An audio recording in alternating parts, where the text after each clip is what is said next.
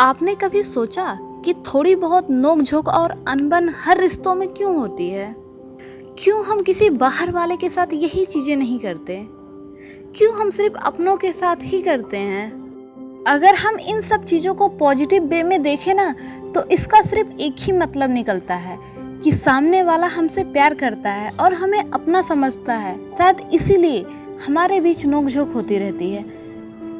लेकिन फ्रेंड्स, जब यही नोक-झोंक और अनबन ज़रूरत से ज़्यादा बढ़ जाती है ना, तो ये रिश्तों में दूरियां भी ला देती है।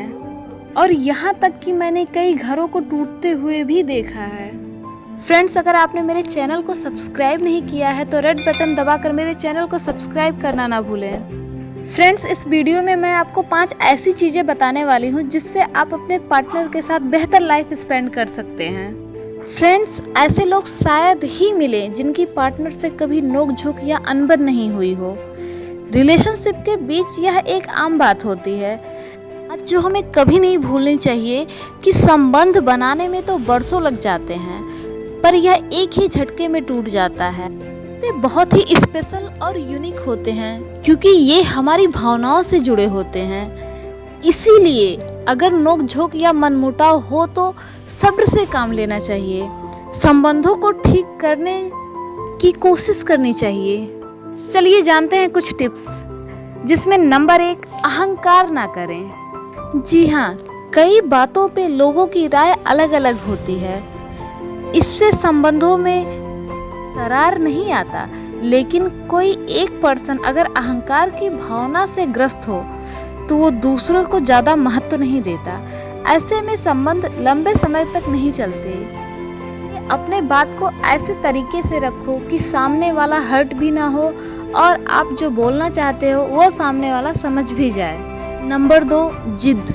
जी हाँ दोस्तों, जिद से भी ना रिश्ते बिगड़ जाते हैं। कुछ लोग इतने जिद्दी नेचर के होते हैं ना कि वो चाहते हैं कि जो बात वो बोल रहे हैं उस बात को हर कोई माने। वो अपनी जिद के आगे ना किसी की भी लॉजिक को मानने को तैयार नहीं होते। फ्रेंड्स, इसमें क्या होता है कि स्टार्टिंग में लोग एक दूसरे को बर्दाश्त तो कर लेते हैं, लेकिन वह सामने वाला कब तक करेगा? हर किसी की एक लिमिट होती है और वह लिमिट जब क्रॉस होने लगती है तो कॉन्फ्लिक्ट का रूप ले लेती है। कई बार लोग लड़ झगड़ कर शांत हो जाते हैं, लेकिन कई बार यह रिश्तों में दरार भी डाल देता है। नंबर 3, मारपीट की नौबत। दोस्तों, ऐसा भी देखने को मिलता है कि स्टार्टिंग में छोटी सी शुरू हुई बहस लड़ाई का रूप ले लेती है और एक ऐसी स्थिति आ जाती है जब नोक-झोंक और वाद विवाद के साथ मारपीट भी शुरू हो जाती है। इसकी शुरुआत चाहे जो करे, लेकिन यह बहुत ही गलत चीज़ है। इवन शारीरिक हिंसा सबसे गलत है।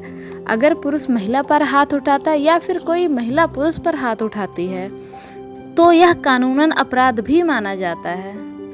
चौथी चीज़, बिना फालतू की बहस से बचें। फ्रेंड्स, अगर किसी चीज़ को लेकर मतभेद है तो बहस करना गलत नहीं है, लेकिन उसकी एक सीमा होती है।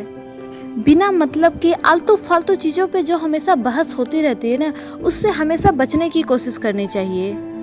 बहस आप किसी भी मुद्दे पर करें, लेकिन उसे लेकर इस हद तक उत्तेजित ना हो जाएं कि लड़ाई झगड़े और मारपीट की नौबत तक आ जाए। 5वीं चीज़, एक दूसरे को समझने की कोशिश करें, ना कि उस पर व्यक्तिगत लांछन लगाएं। जी हाँ दोस्तों, हमेशा इस बात का ध्यान रखें कि दूसरों के साथ वैसा ही बर्ताव करना ज़रूरी है जैसा आप अपने साथ पसंद करते हैं। फ्रेंड्स, मेरा मानना है कि अगर किसी चीज़ को लेकर ना बार बार बहस हो रही हो तो उसका निपटारा करने के लिए समस्या की जड़ तक पहुँचे, ना कि समस्या को पैदा करें। फ्रेंड्स, अगर आपको लगता है कि इसमें कोई अदर पर्सन भी आपकी हेल्प कर सकता है तो आप उससे सलाह ले सकते हैं, लेकिन कोशिश करें कि आप अपने रिलेशन को खुद ही संभालें।